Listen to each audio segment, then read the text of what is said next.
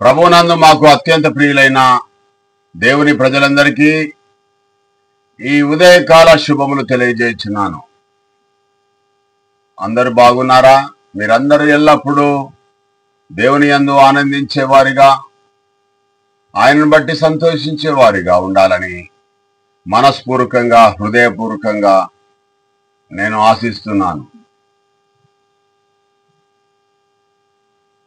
ఈ రోజున ఎంపిక చేసుకున్న వాక్య భాగము బైబిల్ సందేశాన్ని అర్థం చేసుకోవడము ఎలా. ఈ యొక్క కార్యక్రమము ఫేస్బుక్, యూట్యూబ్, వాట్సాప్, ఇన్స్టాగ్రామ్ ద్వారా వింటున్న ప్రేక్షక మహాశయులందరికీ తండ్రి అయిన దేవుని నుండి, ప్రభు అయిన యేసుక్రీస్తు నుండి కృపా సమాధానములు మీకు కలుగునుగాక. 1 తిమోతి 4వ అధ్యాయం 13వ వచనములోని మాటను మనం పరిశీలన చేద్దాం. అపోస్తలుడైన పౌలు గారు తన ప్రియ శిష్యుడైన తిమోతి గారికి వ్రాయిచున్న మాట, నేను వచ్చే వరకు చదువుటయందును, హెచ్చరించుటయందును, బోధించుటయందును జాగ్రత్తగా ఉండుము అని రాస్తా ఉన్నాడు. ఆయన అనేకమైన ప్రాంతాలలో నుంచి యూరప్ ఖండములో దేవుని యొక్క సువార్తను, క్రీస్తు గూర్చిన మాటలను, క్రీస్తు యొక్క రాజ్యం గురించి, పరలోక రాజ్యం గురించి, క్రీస్తు పడిన శ్రమల గురించి, దేవుడని గ్రహించే మహిమను, రాబోయే మహిమ గురించి, సువార్త గురించి ముఖ్యంగా సర్వలోకానికి ప్రకటించడానికి ఆయన నడుము కట్టుకొని అనేకమైన ప్రదేశాలలో సంచరించుచు, సంఘాలను స్థాపితం చేస్తూ, అక్కడ పెద్దలను నియమించుచు, వాక్యాన్ని ప్రకటించే క్రమంలో ఆయన అనేకమైన ప్రాంతాలు తిరుగుతూ తిమోతి గారికి ఒక సంఘములో నియమించాడు. ఆయన ఏ విధంగా సంఘాన్ని కాయాలి, సంఘములో ఏ విధంగా వాక్యాన్ని బోధించాలి, సంఘములో ఉన్న విశ్వాసుల ఎడల అతడు అవలంబించవలసిన విషయాలన్నీ కూడా క్లుప్తంగా తనకు ఒక ఉత్తరం రాస్తా ఉన్నాడు అపోస్తలుడైన పౌలు గారు. బైబిల్ గ్రంథాన్ని చక్కగా ఆసక్తితో చదవాలి. చదివినట్టయితే ఉంటే దాని లోపల సారాంశాన్ని నువ్వు పొందగలుగుతావు. దేవుడు నీకు కృప చూపి దానిలోని గ్రహింపలేని గొప్ప సంగతులను నీకు తెలియజేస్తాడు. పరలోకమందున్న మన తండ్రి నీ యొక్క హృదయం దేవుని మీద ఆనుకొని ఉంటే దేవుడు నీకు కావలసిన సమస్తమైన జ్ఞానాన్ని, వివేకాన్ని నీకు దయచేస్తాడు. అప్పుడు నువ్వు హెచ్చరించవచ్చు, అప్పుడు నువ్వు బోధించవచ్చు. నీ యొక్క సువార్త సరైన మార్గంలో నడవడానికి నీ యొక్క శరీర క్రియలను కూడా చాలా జాగ్రత్తగా, నీ యొక్క విశ్వాసాన్ని చాలా జాగ్రత్తగా చూసుకోవడానికి అవకాశం ఉంటుంది. నువ్వు బైబిల్ చదివితే, బైబిల్లో చదివిన మాటలన్నీ కూడా ఇవి దేవుని మాటలని విశ్వసిస్తే, దాన్ని నువ్వు పరిశీలించి చాలా జాగ్రత్తగా నీ లోపల ఉన్న మాటలన్నీ కూడా బైబిల్లో ఉన్న మాటలన్నింటి కూడా నువ్వు సరిగ్గా ఉపదేశించువానిగాను, హెచ్చరించువానిగాను, బోధించువాడుగాను దేవుడు నిలబెడతాడు నిన్ను. ప్రియా దేవుని పిల్లలారా, ఈనాడున్న కాపరులు కూడా సంఘములో ఏదైతే బోధిస్తున్నారో ఆ బోధించిన విషయములు తమ జీవితంలో నెరవేర్చి బోధించాలి. వారు ఆ యొక్క చెప్పిన మాటలకు అనుకూలంగా వారి యొక్క జీవితాలు ఉండాలి. వారు ఏదైతే నేర్చుకున్నారో ఆ నేర్చుకున్న మాటలు తమ జీవితంలో పాటించాలి. ఈనాడున్న కాపర్లు కూడా ఒకానొక సమయం లోపల ఒక దైవజనుని దగ్గర ఉపదేశం పొందిన వారే. తిమోతి గారికి అపోస్తలుడైన పౌలు గారు రాస్తున్న మాటలన్నీ కూడా ఈనాడు సంఘంలో ఉన్న ప్రియ శిష్యులందరికీ అవసరమైన మాటలే. దేవుని యొక్క వాక్యాన్ని బోధించే సంఘ కాపరులకు, ఉపదేశకులకు, పరిచారకులకు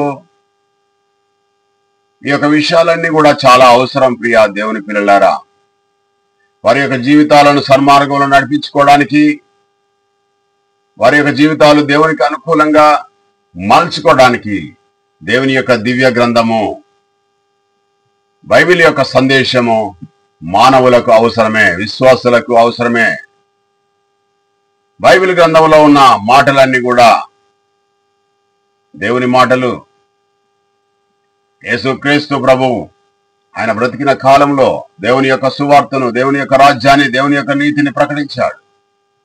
అపోస్తలుడైన పౌలు గారు కూడా తన జీవితంలో, తను బ్రతికిన కాలంలో దేవుని యొక్క సువార్తను, దేవుని యొక్క రాజ్యాన్ని, దేవుని యొక్క నీతిని ప్రకటించడమే కాకుండా యేసుక్రీస్తు ప్రభు చేసిన త్యాగం, యేసుక్రీస్తు ద్వారా వచ్చే నిత్య జీవం, యేసుక్రీస్తు ద్వారా వచ్చే మనకు నిరీక్షణ కలిగిన ఆ రెండవ రాకడలో మనం ఎత్తబడే ఒక సంఘం గురించి ఎదురు చూసే ప్రకటన అపోస్తలుడైన పౌలు గారు దెసలోనికీ ఆ పత్రికలో కూడా ఆ విషయాలను తెలియజేశాడు. అపోస్తలుల కార్యంలో క్లుప్తంగా రాసి ఉంది. వాటి గురించి కొరింథీ సంఘంలో చెప్పిన కృపావరాలు ఏమైతే ఉన్నాయో ఆ కృపావరాలన్నీ కూడా అపోస్తలుడైన పౌలు గారికి ఉన్నవి. అపోస్తలుడు యేసుక్రీస్తు ప్రభువు వెంబడించిన 12 మంది శిష్యులకు ఉన్నవి. ఆ కృపావరాలు వారికి ఉండడం ద్వారా దేవుని యొక్క ఆత్మతో నిండుకున్న వారై సర్వలోకానికి, ఒక్కొక్క ప్రాంతానికి వెళ్లి వారు సువార్తను ప్రకటించి జయప్రదంగా యేసుక్రీస్తు ప్రభు యొక్క శిల్వ యొక్క త్యాగాన్ని వారు ప్రపంచానికి తెలియజేశారు. ఈనాడు వారు తెలియజేయడం ద్వారా ప్రపంచంలో 6 నెలల మీద 400 కోట్ల జనాంగం ఈ రోజున క్రైస్తవులుగా మారి యేసుక్రీస్తు ప్రభు యొక్క మాట విని విశ్వసించి వారి యొక్క పాపములు ఒప్పుకొని పరిశుద్ధమైన జీవితం జీవించడానికి, యేసుక్రీస్తు మాటల ప్రకారంగా తమ జీవితాలు కట్టుకోవడానికి ఏసే మార్గం, ఏసే సత్యం, ఏసే జీవం అని వారు విశ్వసించి క్రీస్తులోనికి వచ్చి, క్రీస్తు రాజ్యంలోనికి వచ్చి, క్రీస్తు సంఘంలోకి వచ్చి వారి విశ్వాసాన్ని కాపాడుకుంటూ నిత్యం దేవుని యొక్క సన్నిధిని అనుభవిస్తా ఉన్నారు. ఈ రోజున ప్రియా దేవుని పిల్లలారా, కృపావరాలు అభివృద్ధి కావాలంటే బైబిల్ గ్రంథాన్ని చదవాలి. బైబిల్ గ్రంథం ఉపదేశించే మాటలన్నీ క్లుప్తంగా నేర్చుకోవాలి. ఏ సమయం లోపల దేవుడు ఎవరెవరు ఏ వ్యక్తుల ద్వారా మాట్లాడాడు, ఆది కాలంలో దేవుడు ఏ విధంగా మాట్లాడాడు ప్రజలతో, ప్రవక్తల కాలంలో దేవుడు ఏ విధంగా మాట్లాడాడు, యేసుక్రీస్తు కాలంలో ఏ విధంగా దేవుడు ప్రజలతో మాట్లాడుతున్నాడు, ఈ రోజున ఏ విధంగా మాట్లాడుతూ ఉన్నాడు. ఇవన్నీ విషయాలు క్లుప్తంగా తెలుసుకుంటేనే బైబిల్ సందేశం అర్థమవుద్ది. ప్రియా దేవుని పిల్లలారా, యేసుక్రీస్తు ప్రభు అనే ఒక వ్యక్తి నరుడు.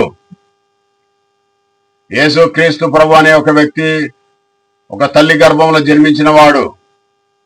యేసుక్రీస్తు ప్రభు అనే ఒక వ్యక్తి రక్తమాంసాలు కలిగి భూలోకంలో జీవించిన వాడు, పంచభూతాలను అనుభవించిన వాడు. దేవుడు మాత్రం ఆత్మ. దేవుణ్ణి ఆరాధించేవారు ఆత్మతో సత్యంతో ఆరాధించాలి.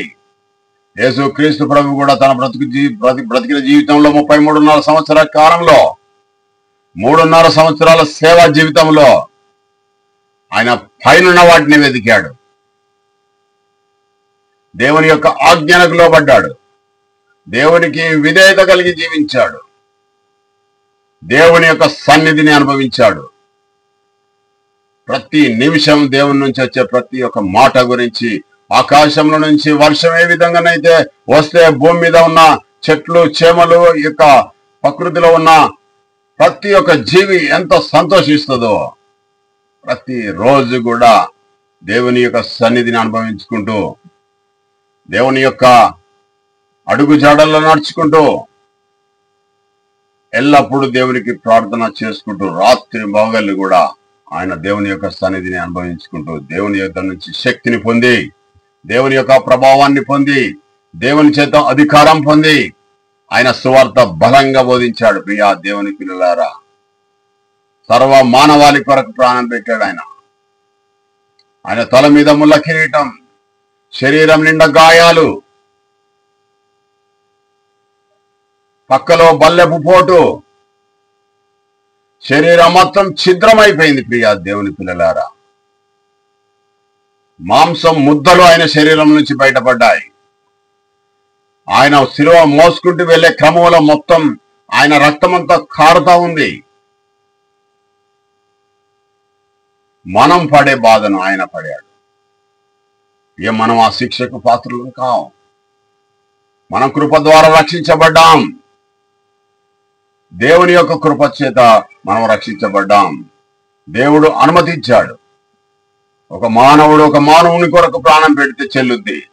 ఒక దేవుడు వచ్చి ఒక మానవునికి ప్రాణం పెడితే చెల్లదు. ప్రియ దేవుని పిల్లలారా, దేవుడు మహాశక్తి కలిగిన వాడు. ప్రజలను మార్చాలంటే ఒక్క పూట ఒక క్షణంలో మార్చగలుగుతాడు వారి యొక్క హృదయాలు. కానీ దేవుడు ప్రజలకు మంచేదో చెడేందో దేవుని యొక్క గుణగణాలు మనిషిలో ఉంచాడు కాబట్టి వారికి వారే సరి చేసుకుని దేవుని యొద్దకు వస్తే దేవుడు వారి దగ్గరికి వస్తాడు. యేసుక్రీస్తు ప్రభు అంటా ఉన్నాడు కదా, నేను తలుపు యొద్ద నుండి తట్టుచున్నాను, ఎవడైనా స్వరం విని తలుపు తీసిన ఎడల నేను అతని యొద్దకు వచ్చి అతనితో నాతో అతను కలిసి భోజనం చేయదుము అంటా ఉన్నాడు.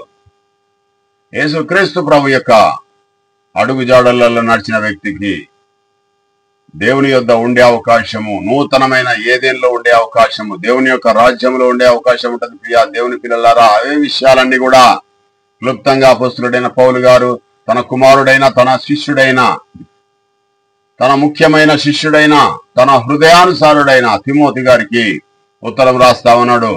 చదవాలి, హెచ్చరించాలి, బోధించాలి, జాగ్రత్తగా ఉండాలి, పూర్ణ జాగ్రత్త గలవారై ఉండాలని తన కుమారుడైన తిమోతి గారికి ఆధ్యాత్మికంగా కన్నా తన కుమారుడైన తిమోతి గారికి తెలియజేస్తా ఉన్నాడు. ప్రియా దేవుని పిల్లలారా, వేషధారుల వలె ఉండొద్దు, మోసపరచు ఆత్మల యందును దయ్యముల బోధ యందును లక్ష్యముంచొద్దు, విశ్వాస భ్రష్టులు కావద్దని ఆత్మ తేటగా తెలియజేస్తా ఉన్నది. ప్రియా దేవుని పిల్లలారా, బైబిల్ గ్రంథంలో ఉన్న విషయాలన్నీ కూడా మంచి సందేశాన్ని ఇస్తా ఉన్నాయి క్రైస్తవ జనాంగానికి. ఈ ప్రపంచంలో ఎవరైతే యేసుక్రీస్తు ప్రభు నమ్ముతున్నారో వారికి ఒక నిరీక్షణ ఉన్నది. రెండవ రాకడలో ఎత్తబడతారు, దేవునితో ఉండగలుగుతారు, క్రీస్తు యొక్క రాజ్యంలో ఉండగలుగుతారు. ఇంత గొప్ప రక్షణ నిర్లక్ష్యం చేసుకోవద్దని ఈ యొక్క వాక్యం ద్వారా, ఈ యొక్క యూట్యూబ్ ద్వారా మీకు తెలియజేస్తా ఉన్నాను. ప్రియా దేవుని పిల్లలారా,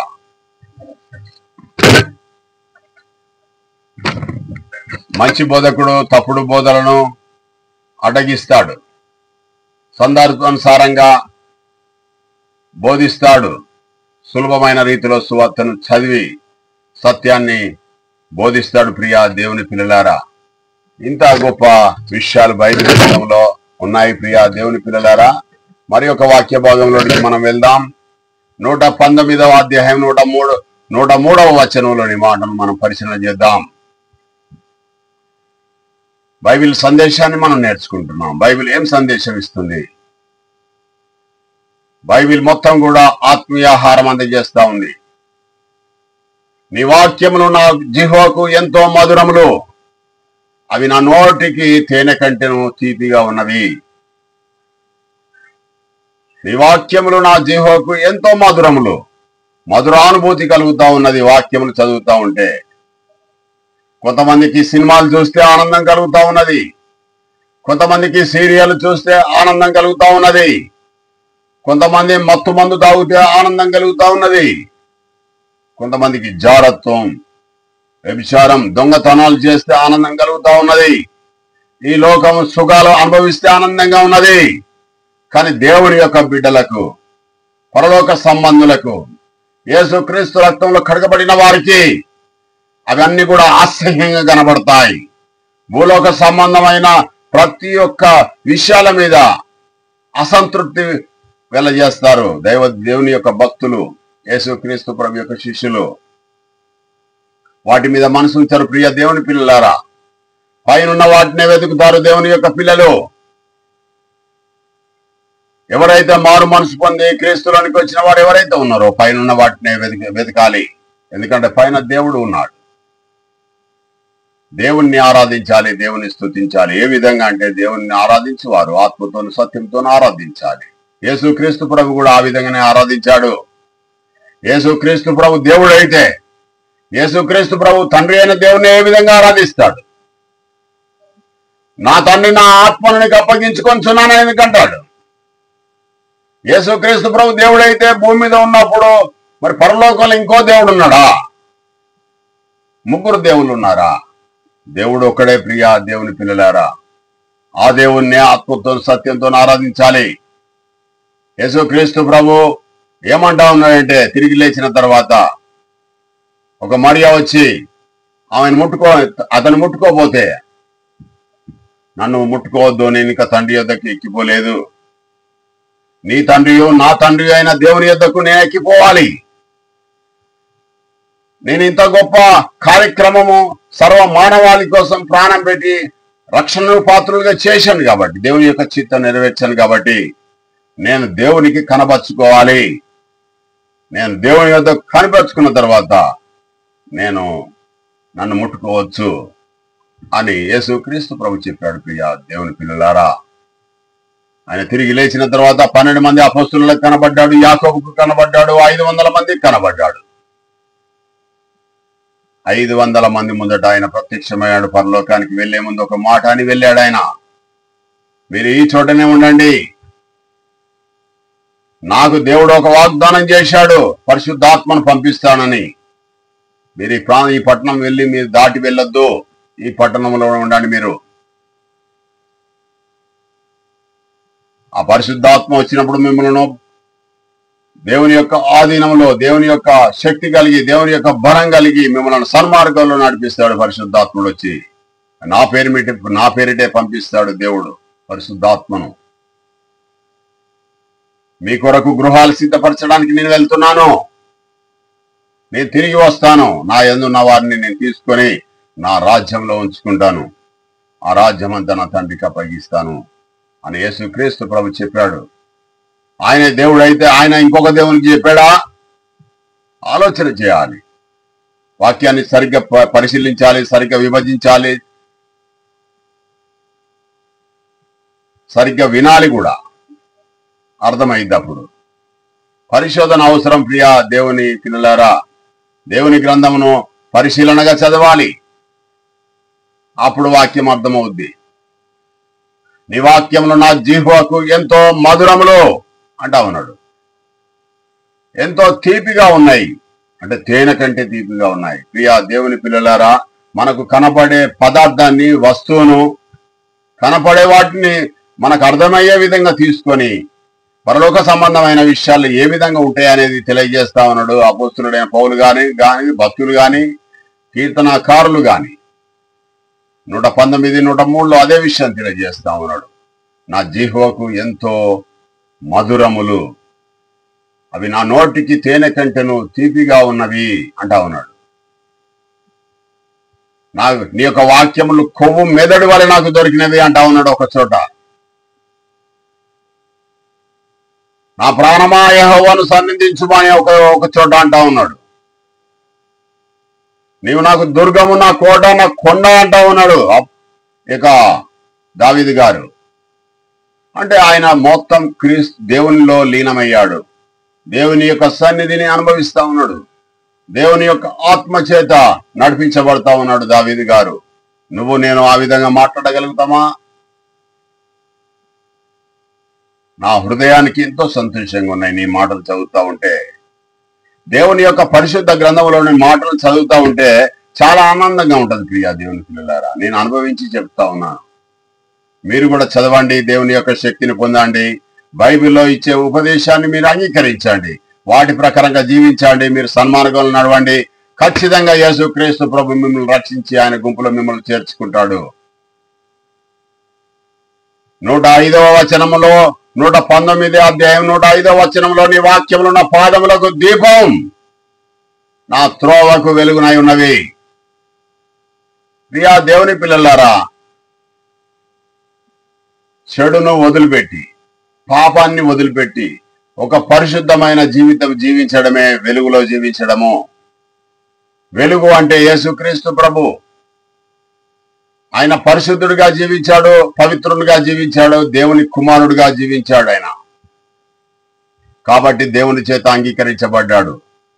దేవుని యొక్క మాటలన్నీ నువ్వు కూడా అంగీకరించి చదివి వాటిలో ఉపదేశాన్ని నువ్వు పొందినట్టయితుంటే, నీవు కూడా సన్మార్గంలో నడిచినట్టయితుంటే, నువ్వు కూడా వెలుగులో నడిచినట్టే.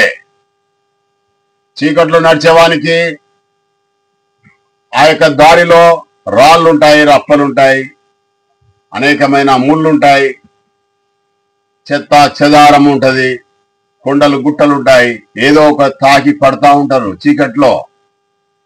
అదే వెలుగున్నట్టయితుంటే కళ్ళు సరిగ్గా స్పష్టంగా కనబడతాయి, కానీ అనుకున్న గమ్యానికి చేరగలుగుతారు వెలుగున్నట్టయితుంటే. అదే చీకట్లో తొందరగా నడవలేరు, అనుకున్న గమ్యానికి చేరలేరు.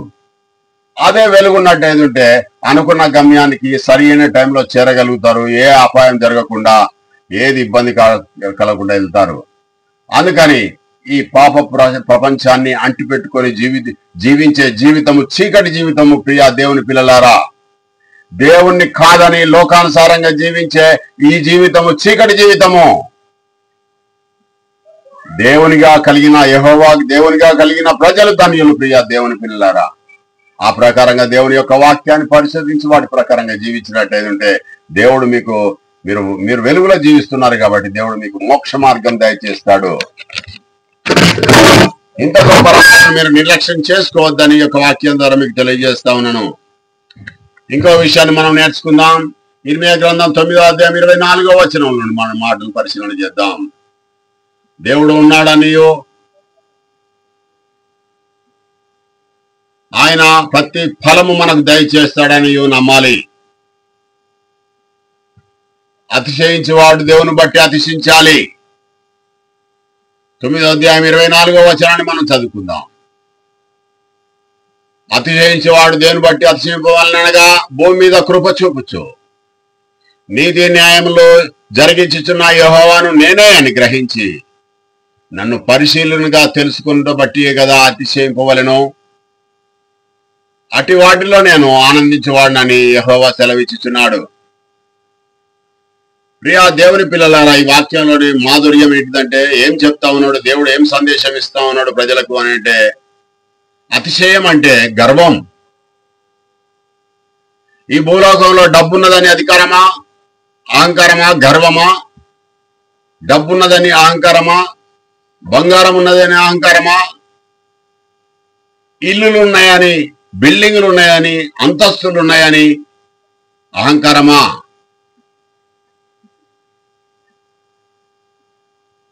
లేక పరువు లేకుంటే గొప్ప కీర్తి ఉన్నదని, అధికార హోదాలు ఉన్నాయని, ఉద్యోగాలు ఉన్నాయని అహంకారమా, గర్వమా?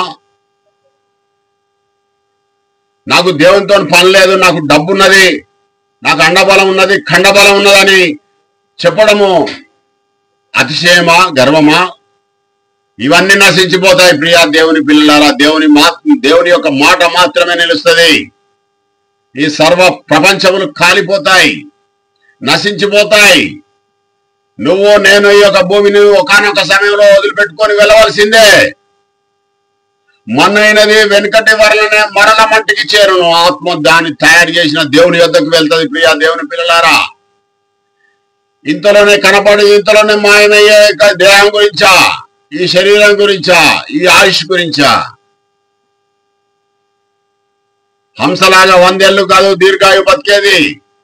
బ్రతికిన 33.5 సంవత్సరాలైన యేసుక్రీస్తు ప్రభు యవ్వన కాలములో దేవునికి ఇష్టడుగా బ్రతికాడు, దేవుని చేత అంగీకరించబడ్డాడు, దేవుని చేత హెచ్చించబడ్డాడు, దేవుని చేత గొప్ప చేయబడ్డాడు. ఈనాడు పరలోకంలో ఉండి నా గురించి విజ్ఞాపన చేస్తా ఉన్నాడు. మరి నువ్వు నేను ఆ విధంగా మన యొక్క సహోదరుల గురించి, వారు రక్షణలోకి రావాలని, నిన్ను వాళ్ళని పొరుగు వాళ్ళని ప్రేమించడం అంటే వారికి వాక్యం చెప్పడమే, వారిని వెలుగులోనికి నడిపించడమే, దేవుని సువార్త చెప్పడమే, అగ్నిలో నుంచి కొంతలను లాగడమే. ప్రేమించడం అంటే సర్వాన్ని డబ్బంతా తీసి ఇయ్యడం కాదు, నీ బట్టలని తీసి ఇయ్యడం కాదు, నీ సర్వస్వాన్ని త్యాగం చేయడం కాదు. ఈ లోక సంబంధం గురించి చెప్పట్లేదు. ఒకవేళ బీద వాళ్ళు ఉంటే ఇవ్వచ్చు, ఆహారం లేని వాళ్ళకైతే పెట్టవచ్చు, బట్టలు లేని వారికైతే ఇవ్వచ్చు, నీకు కలిగి ఉన్నది రెండిట్లలో ఒకటి ఇవ్వచ్చు. అది విషయం కాదు. కానీ ముఖ్యంగానైతే వాక్యాన్ని బోధించడమే, వారిని వెలుగులోనికి నడిపించడం, వాక్యాన్ని చెప్పి వారిని క్రీస్తులోనికి తీసుకొని రావడమే, అగ్నిలో నుంచి లాగడం, నిన్ను వాళ్ళని పొరుగు వారిని ప్రేమించడం. ఈ మాటకు అర్థం ప్రియ దేవుని పిల్లలారా, ప్రయాసపడి భారం మోసుకొంచున్న సమస్త జనులారా నా యొద్దకు రండి, నేను మీకు విశ్రాంతి కలుగజేస్తానని అంటున్నాడు. విశ్రాంతి అంటే భూమి మీద విశ్రాంతి కాదు. ఈ అగ్ని లాంటి పరీక్షలు వస్తాయి ఒక భూమి మీద. సొంత తల్లిదండ్రులే బిడ్డలను అమ్ముకుంటా ఉన్నారు. సొంత తల్లిదండ్రులే ఇంట్లో నుంచి పిల్లలను గెంటి వేస్తున్నారు. సొంత పిల్లలే తల్లిదండ్రులను తీసుకెళ్లి వీధులలో వదిలిపెడతా ఉన్నారు, అనాథ శరణాలయాల్లో వదిలిపెడతా ఉన్నారు. సొంత పిల్లలే తల్లిదండ్రులను చంపేస్తా ఉన్నారు, అవమానిస్తా ఉన్నారు, గెంటి వేస్తా ఉన్నారు, నీచంగా చూస్తా ఉన్నారు. భార్యను పిల్లలను ప్రేమిస్తూ ఉన్నారు, తల్లిదండ్రులను దూరం చేస్తా ఉన్నారు. మీరెవరో మాకు తెలియదన్నట్టుగా చేస్తా ఉన్నారు తల్లిదండ్రులను పిల్లలు. శాపం ప్రియ దేవుని పిల్లలారా. ఆస్తులన్నీ దోచుకొని, ఆస్తులన్నీ రాయించుకొని తల్లిదండ్రులను అనాథలుగా బయట వదిలిపెట్టేస్తా ఉన్నారు ఆ రైల్వే స్టేషన్లలో, బస్ స్టేషన్లలో. ఇది దేవుడు ఒప్పుకోడిది. నీ తల్లిని నీ తండ్రిని సన్మానించమని చెప్తా ఉన్నాడు 4వ ఆజ్ఞగా, 5వ ఆజ్ఞగా. మోషే ద్వారా మోషే ఇచ్చిన 10 ఆజ్ఞలలో ఒక ఆజ్ఞ, నీ తల్లిని నీ తండ్రిని సన్మానించాలి. యేసు క్రీస్తు ప్రభు చెప్పిన మాట గుర్తుంది కదా, నిన్ను వాళ్ళని పొరుగు వారిని ప్రేమించాలనేది మొదటి ఆజ్ఞ. నిన్ను వాళ్ళని పొరుగు వారిని ప్రేమించినట్టయితే దేవుని ప్రేమ నీకు ఉంటది. అలాగే ఇంకో ముఖ్యమైన ఆజ్ఞ ఏంటిదంటే మొదటి ఆజ్ఞ, నీ తండ్రి అయిన దేవుణ్ణి ఆత్మతోను సత్యంతోను ఆరాధించాలి, ప్రేమించాలి. అది మొదటి ఆజ్ఞ. రెండవ ఆజ్ఞ అయితే నీ యొక్క స్నేహితుణ్ణి, నీ యొక్క బంధువులను, ఈ లోకంలో ఉన్న ప్రతి ఒక్కరిని ప్రేమించడమే సహోదర ప్రేమ. అదే ఆజ్ఞ అనే విషయాలను యేసుక్రీస్తు ప్రభు చెప్పాడు. అపోస్తులుని పౌలు గారు అయితే ఒకే మాట చెప్తా ఉన్నాడు, నేను ఈ ఆజ్ఞలని చెప్పను కానీ ఒకటే ఆజ్ఞ చెప్పేస్తాను, నిన్ను వాళ్ళని పొరుగు వారిని ప్రేమిస్తే నువ్వు దేవుణ్ణి ప్రేమించినట్టే. అనేక విషయాన్ని క్లుప్తంగా అపోస్తులుని పౌలు గారు, తిమోతి గారు చెప్పాడు. ఇంత గొప్ప రక్షణ మనం నిర్లక్ష్యం చేసుకుంటే మనం ఏ విధంగా తప్పించుకోగలుగుతాం ప్రియ దేవుని పిల్లలారా? ఎందుకు అతిశయపడాలి, ఎందుకు గర్వపడాలి అని చెప్తే మనకి ఇక్కడ విషయం 9వ అధ్యాయం 24వ వచనంలో, ఇర్మియా గ్రంథంలో, దేవుడు ఉన్నాడనియో, దేవుడు ఫలం దయచేస్తాడనియో, సర్వ ప్రపంచాలను జీవాన్ని కలిగజేస్తున్న, సర్వ ప్రపంచాన్ని నడిపిస్తున్న తండ్రి అయిన దేవుణ్ణి నేను కలిగి ఉన్నానని గర్వపడు. నా కొరకు మహిమలోకం రెడీ ఉంది. నా కొరకు దేవుడు నా కొరకు గృహాలు సిద్ధం చేశాడు పరలోక రాజ్యంలో. నేను మంచి పోరాడుతా ఉన్నాను, ఈ లోకాన్ని జయిస్తున్నాను, లోకంలో ఉన్న వాటిని త్వజిస్తున్నాను. కనుక నాకు జీవ కిరీటం నాకు దేవుడు ఇస్తాడని గర్వపడు. ఈ లోకంలో ఉన్న సర్వ సంపదలు ఉన్నాయని గర్వపడకు, అందం ఉన్నదని గర్వపడకు, ఐశ్వర్యం ఉన్నదని గర్వపడకు. దేవుడు నా యందు ఉన్నాడు, దేవుడు నన్ను కాపాడుతాడు, దేవుడు నన్ను గొప్ప చేస్తాడు. ఈ దేహంలో ఉన్నంత కాలం నేను దేవుణ్ణి మహిమపరుస్తాను, దేవుణ్ణి జ్ఞాపకం చేసుకుంటాను, దేవుడిచ్చిన మాటలన్నింటినీ కూడా చదువుతాను, వాటి ప్రకారం హెచ్చరిస్తాను, వాటి ప్రకారంగానే ఆత్మలను నేను రక్షిస్తాను. కొందరినైనా నా జీవితంలో నేను రక్షిస్తాను. నేను వాక్యాన్ని ఇతరులకు బోధిస్తాను. నా ఇరుగు పొరుగు వారికి నేను వాక్యం గురించి చెప్తాను. నేను ఉద్యోగం చేసే దగ్గర చెప్తాను, నేను వ్యాపారం చేసే దగ్గర చెప్తాను, నేను రైల్లో ప్రయాణం చేసేటప్పుడు చెప్తాను, బస్సులో ప్రయాణం చేసేటప్పుడు చెప్తాను, నేను కూర్చున్న చోట నా పక్కకున్న వారికి చెప్తాను. అది సువార్త ప్రకటన. ఏది చెప్పకుండా 2 పెదాలు అంటిపెట్టుకొని లోపల నోట్లో బబులు గమ్ పెట్టుకొని నములుకుంటూ, నోట్లో పాన్లు వేసుకొని నములుకుంటూ, 2 పెదాల సందులో సిగరెట్లు పెట్టుకొని ఆ సిగరెట్ వాసన పీల్చుకుంటూ, బ్రాండ్ షాపులలోకి వెళ్ళి ఆ యొక్క ఎర్రటి మందును తీసుకొని నోట్లో పెట్టుకొని తాగుకుంటూ చేప ముక్కలు మాంసం ముక్కలు తినేవానికి దేవుని యొక్క వాక్యం ఏమర్థమవుద్ది ప్రియ దేవుని పిల్లలారా? సర్వనాశనం అయిపోతారు. దేవుని యొక్క తీర్పు వస్తుంది ప్రియ దేవుని పిల్లలారా.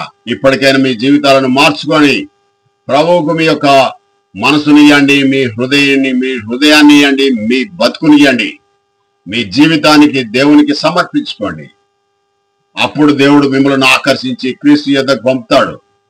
క్రీస్తు మిమ్మల్ని ఒక సన్మార్గంలో నడిపించి ఆయన రక్తంలో మిమ్మల్ని కడిగి పరిశుద్ధంగా చేసి దేవుని యొక్క రాజ్య సంబంధులుగా యేసుక్రీస్తు ప్రభు పరిమళ వాసనగా ఉండటకు మిమ్మలను రాబోయే జీవితానికి మీరు మెట్టుగా ఉండడానికి యేసుక్రీస్తు ప్రభు నీకు ఆ విధంగా ఒక సిద్ధపరుస్తాడు. నేను ఒక శిల్పిగా, ఒక కళాత్మకంగా నిన్ను మలుతాడు. నీకు ఒక రూపాన్ని ఇస్తాడు, మహిమ శరీరాన్ని. ఇవన్నీ పొందాలంటే బైబిల్ యొక్క ఉపదేశాన్ని వినాలి, బైబిల్లో చెప్పిన మాటలు చదవాలి. చదివిన మాటలు ఆ విధంగా దేవుడు ఏ విధంగా చెప్తా ఉన్నాడని దేవుని యొక్క ఆత్మను పొంది, కృపావరాలు పొంది నీ జీవితం లోపల నువ్వు జీవించినట్టయితే ఉంటే ప్రభు యొక్క ప్రేమకు నువ్వు లోనవుతావు, ప్రభు యొక్క కృపకు లోనవుతావు. దేవుని యొక్క దీవెనలు, దేవుని యొక్క ఆశీర్వాచనాలు నీకు నీ కుటుంబానికి ఉంటాయి ప్రియ దేవుని పిల్లలారా. కనుక ఈ యొక్క మాటలు విన్న మీరందరు ధన్యులు. ఈ మాటలన్నీ కూడా మీ జీవితంలో అలవర్చుకొని వాటి ప్రకారంగా జీవించి దేవుని యొక్క కృపను పొందవలసిందిగా ఈ యొక్క మాటలన్నీ మీ వినికిడిలో దేవుడు ఫలించునుగా. కానీ ఈ యొక్క కార్యక్రమాన్ని నేను ఇంతటితో ముగిస్తున్నాను. ఈ యొక్క కార్యక్రమం విన్న ప్రతి ఒక్క వ్యక్తి నాతో పాటు ప్రార్థనలు ఏకీభవించాల్సిందిగా నేను ప్రభు పేరిట మీకు కోరుతా ఉన్నాను. మహాపరిశుద్ధుడైన మా ప్రియా పరలోకపు తండ్రి, నీ నామమున కిరలేని స్తుతులు స్తోత్రములు చెల్లించున్నాను. విన్న నీ యొక్క కుమారులందరి మీద, కుమార్తెలందరి మీద నీ యొక్క ఆత్మ వర్షకుమరించండి నాయన. నీ యొక్క మహిమలో ప్రతి ఒక్క అవసరం వారికి తీర్చండి నాయన. వారికి రోగాలున్నాయా, రొప్పులున్నాయా, ఆవేదనలున్నాయా, దుఃఖాలున్నాయా, మనోదుఃఖాలున్నాయా నాయన? వారి సమస్యలన్నీ మీకు తెలుసు. వారిని ఒకసారి జ్ఞాపకం చేసుకోండి నాయన. నీ వెలుగులో వారందరినీ కూడా ఉంచండి నాయన.